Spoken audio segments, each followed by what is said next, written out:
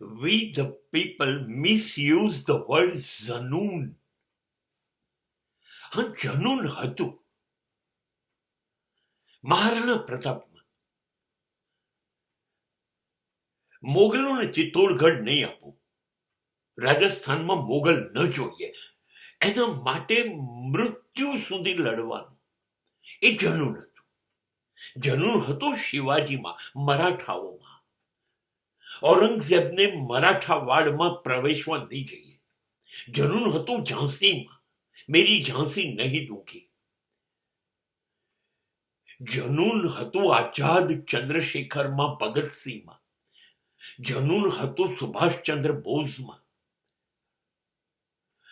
આ બધાની અંદર જનૂન હતું. આવું જનૂન જોઈએ. 21 વર્ષનો ભગતસિંહ જયારે એમ કહી દે કે તમે મારા પ્રવેશ, આ વતન મારી માં છે, તમે કેવી રીતે પૂછ્યા વગર અમારા પ્રદેશની અંદર આવી શકો? નહીં ચાલે. એ જનૂન હતું.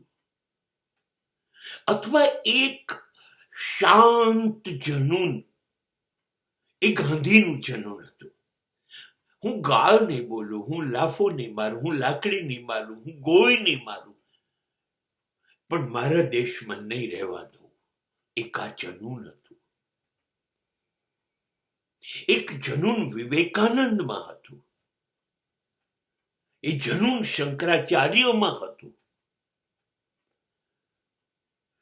કે નહીં, કોઈ ધર્મ ભારતની સંસ્કૃતિને ખતમ નહીં કરી શકે, એના માટે જીવીશ. આ જનૂનને આપણે ક્યાં લઈ આવ્યા? આ જનૂનને આપણે મારો ઇસ્લામ મહાન, ઇસ્લામ માટે જનૂન, મારો પ્રદેશ એના માટે જનૂન, મારા પાકિસ્તાન માટે જનૂન, મારા બાંગ્લાદેશ માટે જનૂન, મુસ્લિમ રાષ્ટ્રોને જનૂન. આ જનૂન શું છે? કે અમે બીજા અમારા સિવાયના દેશના લોકોને કે કોઈને પણ ખતમ કરી કાઢીશું, અમારી વાતને માનો. આ જનૂન છે. આ જનૂન છે. એના માટે અમે સ્કૂલો, હોસ્પિટલો, સરકારની વ્યવસ્થાઓ, ટ્રેન, બસ, આ બધું ઉડાડી દઈશું.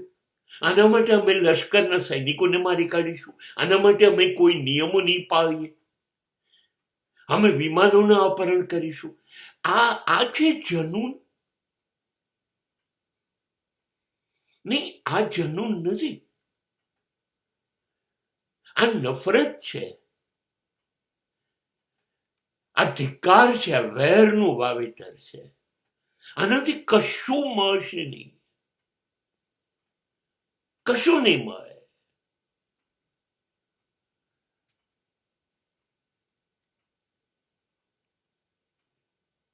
બિન લાદેન 2-4 આતંકવાદીઓ લઈને, 2-3 વિમાન લઈને અમેરિકાના મોટા 2-3 બિલ્ડિંગ ઉડાડી દઈને હજારો માણસ બિચારા ઓફિસમાં કામ કરતા હોય મરી જાય, અને તમે રાજી થાવ.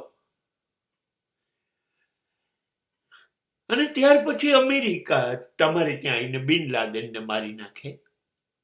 તો એટલે શું કરવું છે જનૂન દ્વારા?